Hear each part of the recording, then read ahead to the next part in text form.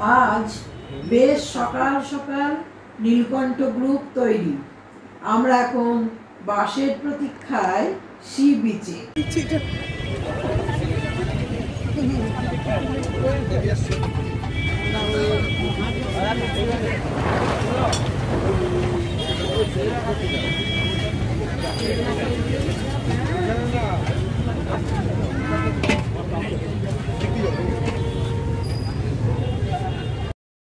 বাস আসতেই চটপট চলে বসেছি। আমাদের গন্তব্য চিল্কা। জগন্নাথ স্বামী নয়ন পথগামী ভবতু মে। রাজরাজেশ্বর বেশে ভ্রাতা ও ভগিনী সহ জগন্নাথ দেব চলেছেন আমাদের সাথে।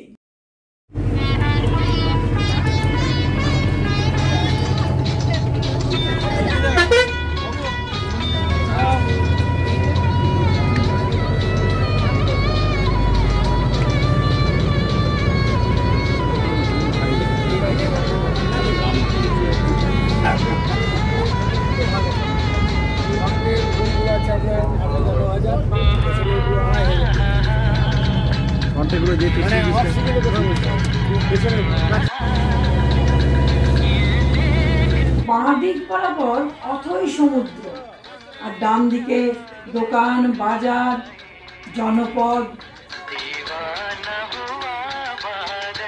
উত্তাল সমুদ্রের ধার ঘেঁষে ছুটে চলেছে বাস।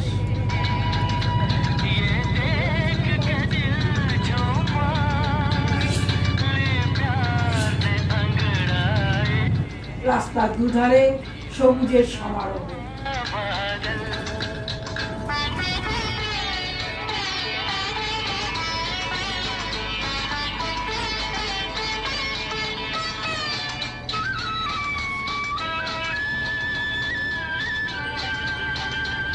কোনো কোনো জায়গায় জোয়ারে সমুদ্রের জল জমে খাড়ির সৃষ্টি করেছে। পুরী থেকে চিল্কার দূরত্ব 113 কিলোমিটার। উড়িষ্যার ঈষৎ নোনা জলের উপহ্রদ চিল্কা। চোখে পড়ছে বেশ কিছু জায়গা জুড়ে অনেক মাছের ভেড়ি। গন্তব্যে পৌঁছে গেছে আমাদের বাস। অনেকখানি জায়গা জুড়ে বাঁধানো চত্বর। সামনে ভোলানাথের অপূর্ব দর্শন মন্দির, পাশেই টিকিট কাউন্টার, কয়েকটি দোকান, হোটেল।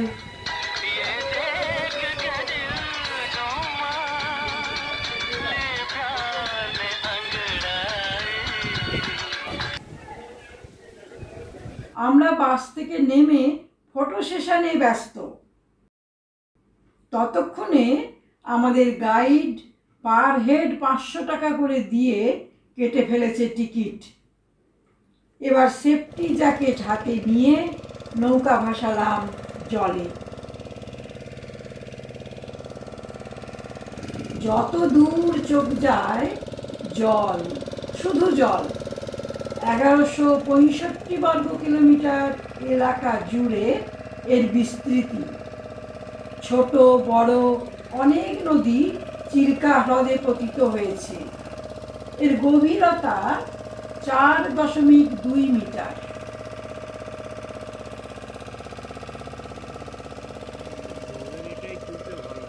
তীরবর্তী এলাকায় সারি সারি নারকেল গাছ, বেশ দৃষ্টিনন্দন। হ্রদে প্রচুর জলজ উদ্ভিদ, বিভিন্ন ধরনের জলজ প্রাণী। মাছ আছে অনেক রকমের। শুনলাম এখানে ডলফিনও দেখা যায়, তবে আমরা দেখতে পাইনি কিছুই।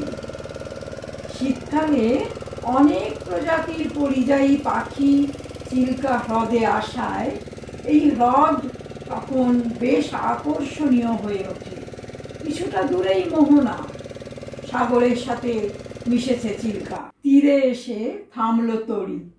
তীরে নয়, খাঁচায় বন্দি দুটি লাল কাঁকড়া দেখলাম। সাগরের ধন সম্পদ নিয়ে ব্যবসায়ীরাও হাজির।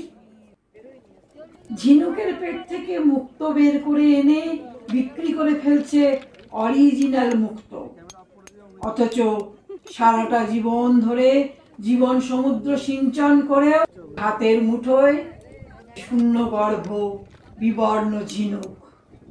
যাকে যে যেভাবে জীবিকা নির্বাহ করছে করুক না, আমাদের মাথা ঘামিয়ে লাভ কি? দেখি সেপটে বিল্ডিং গিলা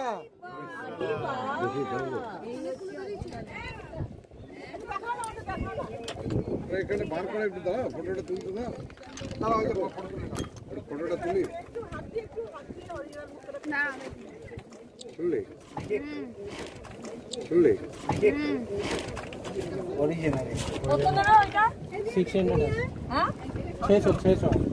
আবার নৌকা বিহার কিছুটা এগিয়ে নামলাম রাজহাংস আইল্যান্ডে।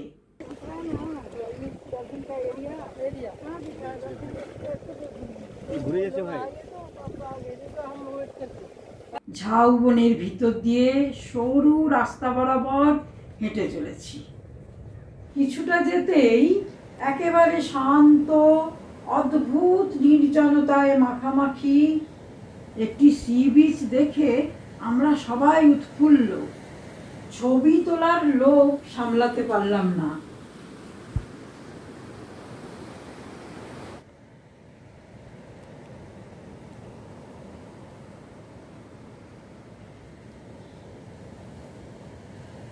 বে অফ বেঙ্গল, এ যেন বালুকা বেলার ক্যানভাসে কোনো দক্ষ চিত্রকরের রং তুলির টান। এখানে সাগর আর আকাশ মুখোমুখি বসে রয়, কানে কানে কথা কয়, সাক্ষী থাকে ঝাউবন। নিমেষে ক্যামেরা বন্দি করলাম মুহূর্তগুলিকে।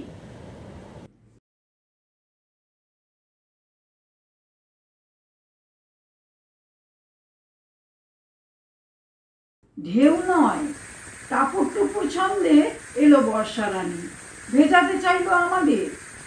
ঝাউবন বিছিয়ে দিল তার সবুজ আঁচল। বৃষ্টি কমতেই আবার নৌকায়। ফেরার পথে মুষলধারে বৃষ্টি, আকাশ থেকে অঝোর ধারায় ঝরে পড়া বর্ষার জল এসে যাচ্ছে চিল্কার মতো। নৌকায় বসে বর্ষার এমন মোহময়ী রূপ জীবনে বোধহয় এই প্রথম উপভোগ করলাম। এ সত্যিই অনির্বাচনীয়, এ কেবল উপভোগ্য। শতচিহ্ন নৌকার চাল,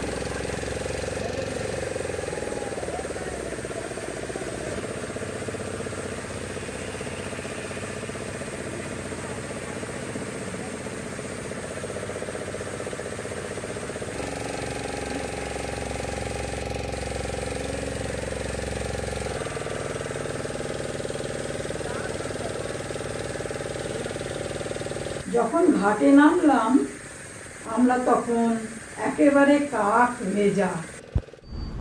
লাঞ্চ সেরে লজে ফিরতে বিকেল 4:30। দর্শন করলাম স্বর্গদ্বার। দাউ দাউ চিতার আগুন দেখে ভারাক্রান্ত মন বলল, চিতাতেই সবটুকু শেষ। এসেছি সাঁঝবেলার সমুদ্র দেখতে। জ্যোৎস্না রাতে সমুদ্র বড় বেশি সুন্দর। শুক্লা দ্বাদশীর চাঁদ আজ ছুঁয়েছে নীল সাগরের বুক। রূপলি আলোয় সাগরকে মনের মতো করে সাজিয়েছে। উটের পিঠে চড়ে সমুদ্র সৈকতে সান্ধ্যকালীন ভ্রমণ উপভোগ করছে অনেকে। উত্তাল তরঙ্গের মাতামাতি দেখতে দেখতে পেরিয়ে গেছে অনেকটা সময়। হাতের ঘড়ি জানান দিল রাত বাড়ছে।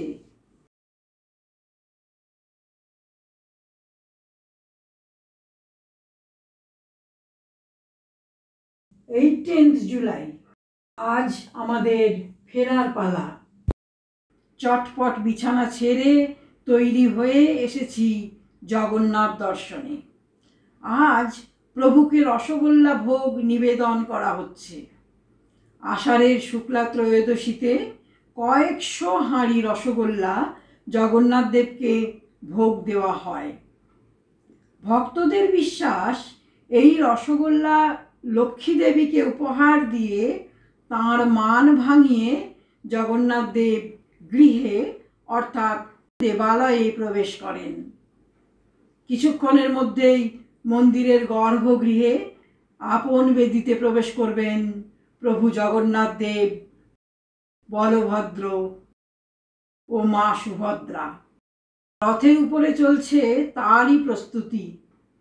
দু চোখ ভরে আর একবার ইষ্ট দর্শন করে ফিরলাম লজে। অফিস টাইম লাঞ্চ সেরে পৌঁছে গেছি পুরী স্টেশনে।